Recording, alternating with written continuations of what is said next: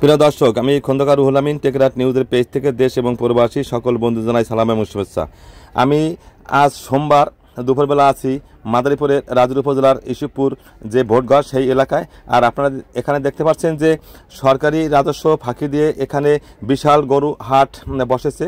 আর এই গরু হাটটি বসেছে কিন্তু স্থানীয় কিছু লোকজন, তারা কিন্তু এখানে এই কয়েকদিন যাবতই কিন্তু এই হাটটি এখানে মিলছে। তো আর এখানে কিন্তু হাসিলও তোলা হচ্ছে। তবে তারা জানিয়েছে যে এই হাসিলের টাকা নাকি এই মসজিদে সম্পূর্ণ দেওয়া হয়, এমনই তারা আমাকে জানিয়েছে। আসলেও এখানে দেখতে পাচ্ছেন যে গরু এবং ছাগলের এই হাট মিলেছে। এই আপনারা দেখতে পাচ্ছেন যে এখানে এক ব্যক্তি কিন্তু ওই যে হাসিল কাটতেছে, আপনারা দেখতে পাচ্ছেন। তো আর স্থানীয়রা আমাকে জানিয়েছে যে এখানে হাসিলের টাকা খুব কম নেওয়া হয়, এমনও কিন্তু তারা জানিয়েছে। আসলেও কি তাই? বিস্তারিত দেখুন ভিডিও চিত্রে। নাম তোমার? রফিকুল ইসলাম। তোমার কয়টা গরু আনছো এখানে এই হাটে, ইস্যুপুর হাটে? হ্যাঁ, 11টা। বিক্রি করছো?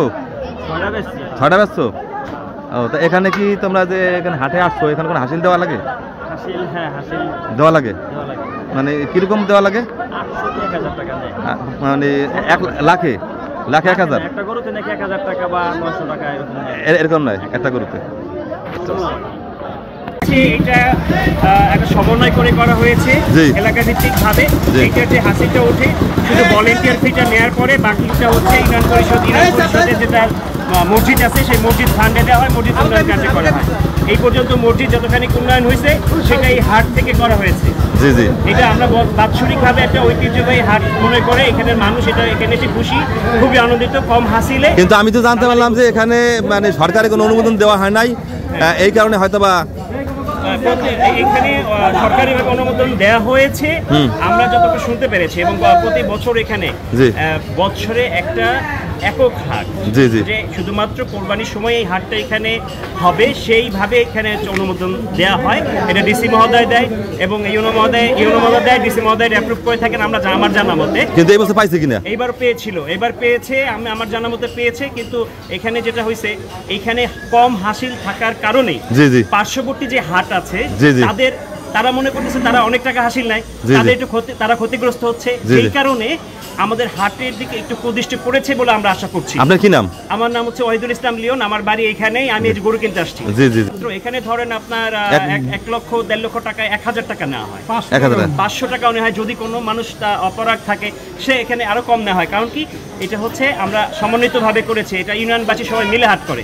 এখানে কোনো এরকম কেউ নাই যে এমন ব্যক্তি, প্রভাবশালী কোনো ব্যক্তি এই হাটটা নিয়েছে, নেওয়ার পরে হচ্ছে এখানে তার লাভ করতেছে, এটা এরকম না। এটা শুধুমাত্র মসজিদ উন্নয়ন এবং এলাকাবাসীর স্বার্থে, শুধুমাত্র এলাকাবাসীর স্বার্থেই এই হাটটা এখানে হেল্ড করা হয়, যা আমরা সবাই স্বাচ্ছন্দ্য বোধ করি। আশেপাশে প্রায় 5টা ইউনিয়নের মানুষ এখান থেকে গরু ক্রয় বিক্রয় করে এখানে ডাকটা নিচ্ছে। এটা ইউনিয়ন কমিটি করার পরে সকলের সম্মতিক্রমে এটা করা হচ্ছে এখানে। আচ্ছা, এই হাটটা মানে কিবার মেলে? এই কোরবানির দিনে ঈদেই 2টা হাট পাওয়া হয়। যেমন এই যে মনে করেন আজকে হয়তো বা আশা ছিল, আর হয়তো লাস্ট টাইম শুক্রবার। কিন্তু আসলে তো আপনারা সরকারি কোনো অনুমোদন পান নাই? না, এইভাবে আসলে কোনো কিছু না। মানে এটা নিজেরাই এটা মিলাইছে, নিজেরাই হয়তো এখানে যে টিউনার সারটা থাকে বা অন্য যেভাবে বাস্তা বললো ওইভাবে জিনিসটা করিয়ে বাকি টাকাটা ওখানে চলে যায়। বিশেষ করে দালাল মালাল নাই, এখানে লোকজনেরও অধিকাংশ লোক হলো প্রবাসী। তাদের ফ্যামিলি বাড়িতে থাকা অবস্থায় তারা গরুর হাটে গরু কিনতে পারে না, বিদায় এইখানে মানুষ এই ব্যবস্থাটা করছে। দেশের এই এলাকার লোকজন অনেকটা উপকৃত হচ্ছে। আপনি তো হাসিল উঠাইতেছেন? না, আমি হ্যাঁ, আপনি হাসিল উঠেন না? কেবল দেখলাম যে বই আপনার হাতে। হ্যাঁ, তো এখান তো আপনার হাট মেলার কোনো অনুমোদন পায় নাই, আপনারা যে হাট মিলাইছেন তো সরকারের রাজস্ব থেকে বঞ্চিত হচ্ছে। 23 বছর যাবত হাট মিলাইতেছে এই জায়গা। 23 বছর? হ্যাঁ, 23 বছর। তা এখন যে আপনারা হাসিলটা উঠান, মানে কি পরিমাণ উঠান? বেশি নেন না কম নেন? না, হাসিল এই জায়গায় এই বছর এখন উঠাই নাই। আর হাসিল মনে করেন আরো সব বছর আমরা উঠাইছি যে যাদেছে। ও, তা এখন মতো আপনার অনুমোদন পান নাই এই হাটের? এখন তো মানে আমাদের কাছে নিউজ আসে না, চেয়ারম্যান মেম্বার আর বিএনপির লোকজন গেছে। তারা গেছে। কি নাম আপনার? আমার নাম জলছি। এখানেই বাড়ি আপনার? ও, তাই এখন আপনার হাসিল উঠান নাই জন্যই, যেহেতু অনুমোদন পান নাই। দর্শক, আপনারা দেখতে পাচ্ছেন এই ব্যক্তি কেবলমাত্র বলল যে তিনি হাসিল উঠাচ্ছেন না, কিন্তু আপনারা দেখতে পাচ্ছেন যে এই যে হাসিল লিখতেছে তিনি।